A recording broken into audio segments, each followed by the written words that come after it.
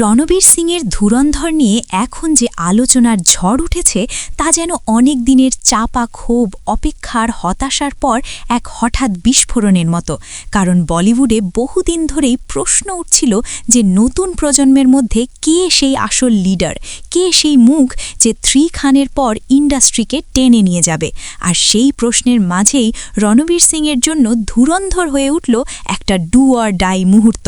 কারণ তার আগের কয়েকটা ছবি যেমনভাবে বক্স অফিসে পড়ে গিয়েছিল তা অনেককে ভাবিয়ে তুলেছিল তিনি কি সত্যি নিজের পুরনো ফর্মে ফিরতে পারবেন। কিন্তু রণবীর যেন ঠিক এই সময়টাকেই নিজের শক্তিতে পরিণত করলেন। কারণ ধুরন্ধরে তিনি চরিত্রটাকে এমনভাবে আন্ডারপ্লে করেছেন, এমনভাবে সাইলেন্ট আগুন তৈরি করেছেন, আর শেষ 20 মিনিটে সেই আগুনকে এমন বিস্ফোরণে পরিণত করেছেন যে দর্শক যেন হলের ভেতরে নিঃশ্বাস নিতেও ভুলে গেছে। আর ট্রেড বিশ্লেষকরা একে সরাসরি বললেন তার কমপ্লিট কামব্যাক।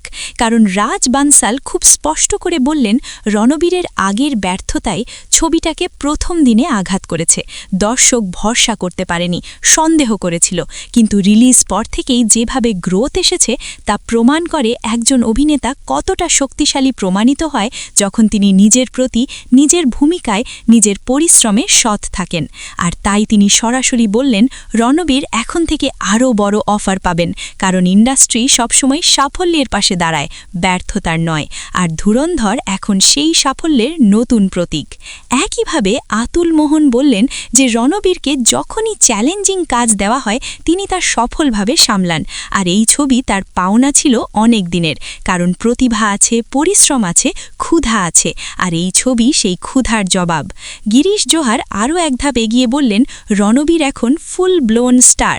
আগের জয়েশ ভাই জোরদার বা সার্কাসের মতো ব্যর্থতা ভুলে যাওয়ার সময় এসেছে।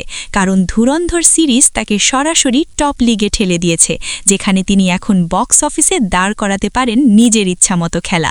আর এখানেই আসে বিশেক চৌহানের সেই গুরুত্বপূর্ণ বক্তব্য যে রণবীর প্রতিভাবান হলেও তিনি অনেক বছর ধরে ম্যাস সিনেমা থেকে দূরে ছিলেন, যার ফলে সিম্বার পর যে জোয়ার উঠেছিল তিনি সেটা ধরে রাখতে পারেননি। আর ওই কারণেই ধুরন্ধর প্রথম দিনে সেই বিশাল ওপেনিং পায়নি। কারণ বিহার, উত্তরপ্রদেশ, ছত্তিশগড় এই ম্যাস বেল্ট দর্শক প্রথম দিনেই ভরসা দেয় না। তারা দেখতে চায় হিরো মাঠে নামলে আগুন লাগায় কিনা। আর এই ছবির সাফল্য প্রমাণ করেছে রণবীর সত্যি সেই আগুন ধরাতে পারেন। বিশেক আরও বলেন যে আজও ম্যাস বেল্টে সালমান খান আর শাহরুখ খানকে চোখ বন্ধ করে বিশ্বাস করা হয়।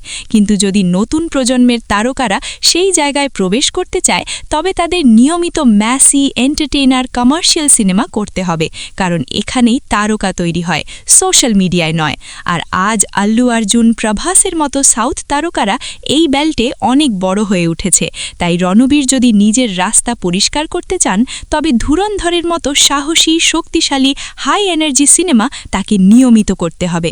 এদিকে তারান আদর্শ সরাসরি বললেন তিনি অনেক দিন ধরে ভাবছিলেন 3 খানের পর কে।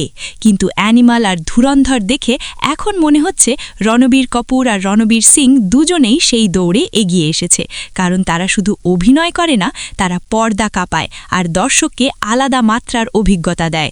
কার্তিক আরিয়ানকেও তিনি প্রশংসা করলেন, কারণ তিনিও ধীরে ধীরে সংখ্যার খেলায় শক্ত হচ্ছেন। আর ধুরন্ধর প্রমাণ করেছে ইন্ডাস্ট্রি বদলে যাচ্ছে, দর্শকের স্বাদ বদলে যাচ্ছে, আর নতুন তারকারা উঠে আসছে। তিনি আরও বললেন যে ইন্টারনেটে ছবির প্রতি যে ভালোবাসা ঢালছে তা অবিশ্বাস্য। যারা ছবি রিলিজের আগে নেগেটিভ কথা বলেছিল তাদের সবাইকে চুপ করিয়ে দিয়েছে এই সাফল্য। আর শেষ পর্যন্ত হাসছে ধুরন্ধর টিম।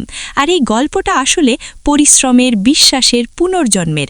কারণ রণবীর সিং নিজেকে আবার নতুনভাবে দাঁড় করিয়েছেন, নিজের সন্দেহকে হত্যা করেছেন, নিজের ব্যর্থতাকে পেছনে ঠেলেছেন, আর প্রমাণ করেছেন যে একজন সত্যিকারের তারকা পড়ে গেলে 10 বার উঠে দাঁড়ান।